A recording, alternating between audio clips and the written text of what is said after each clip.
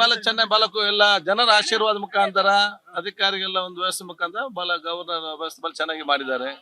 ಎಲ್ಲ ಬಹಳ ಪಾವಿತ್ರತೆಯ ಒಂದು ಪ್ರತಿಜ್ಞೆಯನ್ನು ಬಹಳ ಶ್ರದ್ಧಾಪೂರ್ವಕವಾಗಿ ಇವತ್ತು ನಾವೆಲ್ಲ ಮಾಡಿದ್ದೇವೆ.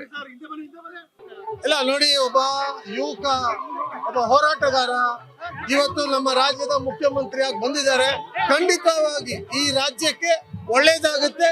ಹೊಸ ಕಾರ್ಯಕ್ರಮಗಳು, ಜನಪರ ಕಾರ್ಯಕ್ರಮಗಳು ಬರುತ್ತೆ. ಕಾಯ್ತಾ ಇರಿ. ಇಲ್ಲಿ ಪರವಾಗಿಲ್ಲ, ಲಿಸ್ಟ್ಗಳು ಬರುತ್ತಲ್ಲ ಇನ್ನೂನು. ನೋಡಿ, ನನಗೆ ವೈಯಕ್ತಿಕವಾಗಿ ಇವತ್ತು ಡಿ ಕೆ ಶಿವಕುಮಾರ್ ಅವರು ಆಗಿರೋದೇ ಬಹಳ ಸಂತೋಷ. ಮುಂದಿನ ದಿವಸ ಅವ್ರ ಜೊತೆಯಲ್ಲಿ ನಾವೀಗಾಗಲೇ ಕೆಲಸ ಮಾಡ್ತಾ ಇದೀವಿ. ಮತ್ತೆ ಅವಕಾಶಗಳು ಸಿಗುತ್ತೆ, ಕೆಲಸ ಮಾಡೋಣ. ನೋಡೋಣ, ತೀರ್ಮಾನ ಯಾರು ತಗೋಬೇಕು, ನಾನಲ್ವಲ್ಲ, ಪಕ್ಷ ಹಾಗೂ ಸರ್ಕಾರ ಏನ್ ತೀರ್ಮಾನ ತಗೊಂಡ್ರು ನಾವು ತಯಾರಾಗಿದ್ದೀವಿ. ನೋಡಿ, ನಾನು ಅಪೇಕ್ಷೆಯನ್ನ ಇಟ್ಟಿದ್ದೇನೆ. ತೀರ್ಮಾನ ಮಾಡ್ಬೇಕಾಗಿರೋರು ಯಾರು, ಅವ್ರು ಮಾಡ್ಬೇಕು, ನಾವು ಕಾಯೋಣ.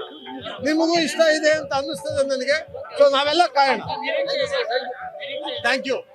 ಮಾನ್ಯ ಮುಖ್ಯಮಂತ್ರಿಗಳಾದಂಥ ಡಿ ಕೆ ಶಿವಕುಮಾರ್ ಅವರಿಗೆ ನನ್ನ ಆರ್ಥಿಕ ಶುಭಾಶಯಗಳು.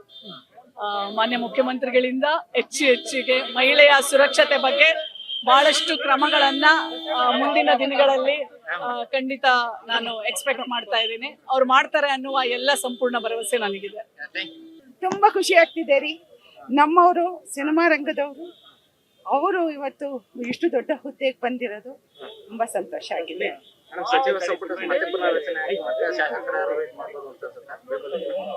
ಸಚಿವ ಸಂಪುಟ ಮತ್ತೆ ಪುನರ್ರಚನೆ ಆಗಿ ಶಾಸಕರು ಸಚಿವ ಸ್ಥಾನ ಬೇಕು ಅಂತ ಅನ್ಸುತ್ತೆ ಸರ್. ಅದೆಲ್ಲ ವರಿಷ್ಠರಿಗೆ ಬಿಟ್ಟ ವಿಚಾರ.